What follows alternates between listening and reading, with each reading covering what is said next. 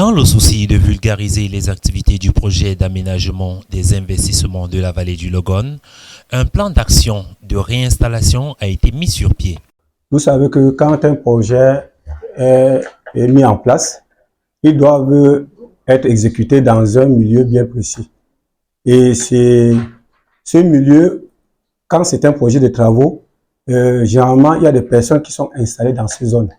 Alors, le projet peut affecter, n'est-ce pas, les biens de ces personnes. Et c'est pour cette raison qu'on met en place un plan d'action de réinstallation. Minimiser les effets qui impacteront les populations dans la mise en exécution du projet. Ces activités devront tenir compte des dommages et intérêts des populations qui se trouveraient affectées. Les activités du plan d'action de réinstallation consistent à réinstaller les personnes affectées. C'est-à-dire, si dans la zone des travaux, il y a des personnes qui sont installées, ça veut dire qu'ils ont des biens qui sont affectés, comme les maisons ou bien les arbres. Alors, s'il y a ces maisons-là sur l'emprise des travaux, il faut qu'on les déplace pour que les travaux puissent être exécutés. Donc, nous les réinstallons en construisant les maisons d'habitation. Et aussi, s'il y a des arbres fruitiers ou bien d'ombrage, que nous compensons pour qu'ils puissent se déplacer de la zone de travaux pour une zone en dehors des travaux. La réhabilitation des périmètres pour mieux accroître les rendements, mais aussi des ouvrages qui seront d'une utilité socio-économique importante. Viva Logone va réhabiliter les périmètres. Et dans les périmètres, nous avons ce qu'on appelle les canaux primaires qui seront réhabilités. Et si vous allez sur le terrain maintenant, vous allez constater qu'il y a des personnes qui habitent très proches de ces canaux. Donc, ils sont dans l'emprise des travaux.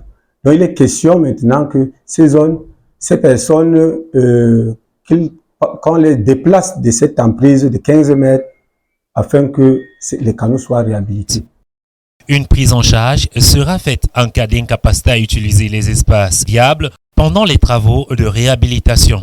Et en dehors des périmètres, le projet va réaliser 3 ouvrages de franchissement, notamment un ouvrage de franchissement reliant la SP4 au village de Jama, un ouvrage de franchissement reliant la ville de Kaikai à Lougoy Kamas, je crois, et un autre ouvrage de franchissement, mais qui sera aussi de régulation, qu'on va réaliser à Tekele.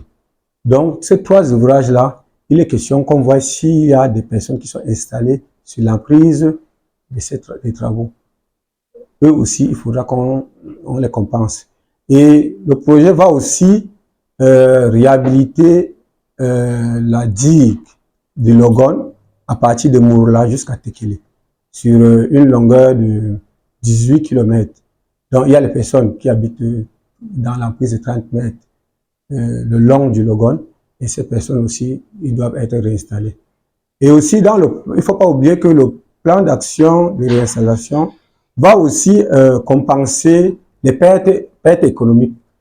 On appelle quoi perte économique? C'est que pendant que le périmètre sera en réhabilitation, les riziculteurs ne pourront pas cultiver cette campagne-là. Alors, le plan d'action de réinstallation va, n'est-ce pas, les venir en aide par rapport à ces pertes économiques de la campagne.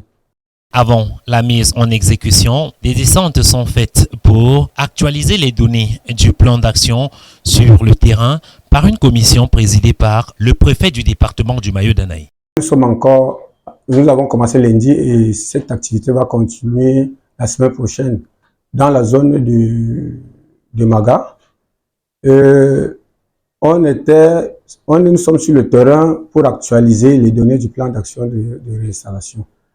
Ce plan a été réalisé en 2021 par un cabinet d'études et vous-même vous comprenez que depuis 2021, et nous le mettons en œuvre en 2024, vous comprenez que avec le dynamisme de la population, beaucoup de personnes se sont ajoutées ou bien ne sont plus là. Donc il faut le réactualiser pour qu'il soit adapté à ce moment-là. Sinon, nous aurons beaucoup de plaintes. Donc nous sommes en train d'actualiser les données qui étaient dans le rapport du plan d'action de réinstallation.